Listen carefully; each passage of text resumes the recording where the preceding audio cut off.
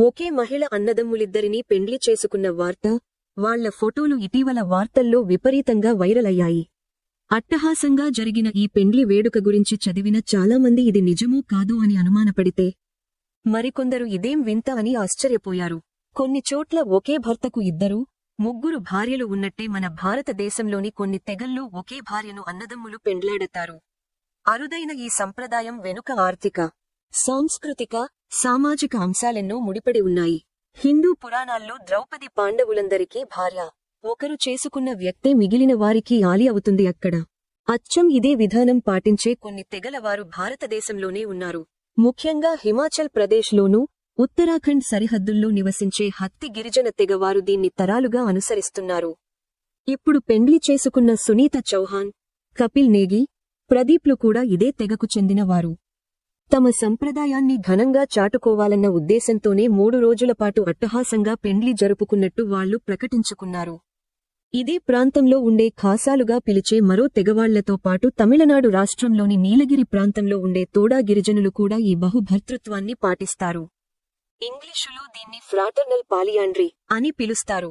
దీని ప్రకారం అన్నదమ్ముల్లో పెద్దవాడు ఏ అమ్మాయిని చేసుకుంటే ఆమె మిగతా వాళ్లందరికీ భార్య అవుతుంది. ఒకే తల్లికి పుట్టిన బిడ్డలే కాకుండా వేరు వేరు తల్లులకు పుట్టిన ఒకే కుటుంబానికి చెందిన అన్నదమ్ములు ఇలా పెండ్లి చేసుకోవచ్చు. 2 నుంచి 4, 5 ఇలా సంఖ్య ఏదైనా కావచ్చు. ఇళ్లలో శుభకార్యం జరిగినప్పుడు కూడా భర్తలంతా ఆమె పక్కన కూర్చుంటారు. ఆమె పుట్టింటి వాళ్లు, ఊరివాళ్లు కూడా అందరికీ సమానంగా అల్లుడి గౌరవం ఇస్తారు. సాధారణంగా ఈ తెగలన్నింటిలో జనం ఎక్కువగా కొండ ప్రాంతాల్లో నివసిస్తారు. అక్కడ భూమిని పంచుకోవడం అన్నది సమస్యాత్మకంగా ఉంటుంది. ఎగుడు దిగుడు నేలలతో పాటు నీటి లభ్యతలోనూ తేడాలుంటాయి. దానికి తోడు పేదరికం, చిన్న భూకమతాలు ఉండే కుటుంబాలు ఎక్కువ. కాబట్టి వాటిని పంచుకోవడం సమస్యగా మారకుండా ఒక కుటుంబంలోని వాళ్లంతా ఉమ్మడిగా ఉండేందుకు ఒకే ఆలిని కట్టుకుంటారన్నమాట. భూమిని కాపాడుకోవడం కోసమే కాదు, కొండ ప్రాంతాల్లో మంది బలం ఉండటం అన్నది భద్రత పరంగా చాలా ముఖ్యం. ఒకే ఇంట్లో ఎక్కువ మంది మగవారు ఉన్నారంటే ఆ కుటుంబం ఎక్కువ బలంగా ఉన్నట్టు లెక్క.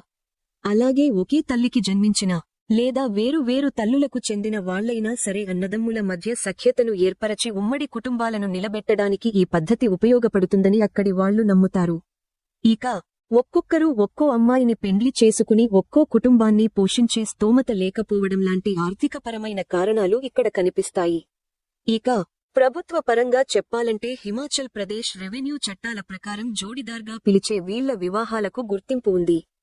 ఆమెకు పిల్లలు పుట్టాక వాళ్లని ఒక్కో భర్త ఆ పిల్ల లేదా పిల్లాడిని తమ బిడ్డగా దత్తత తీసుకునే తరహా కార్యక్రమం చేస్తారు. దాని ఆధారంగానే సర్టిఫికెట్లలో బిడ్డకు తండ్రి పేరు రాస్తారట. పుట్టుక నుంచి చావుదాకా ఈ తెగల్లో ఇలాంటి చిత్రమైన వ్యవహారాలెన్నో ఉన్నాయి. సోషల్ మీడియా కారణంగా ఇది నలుగురిలోకి వచ్చింది, కానీ ఈ ఆచారాలు తరాల నాటివన్నమాట.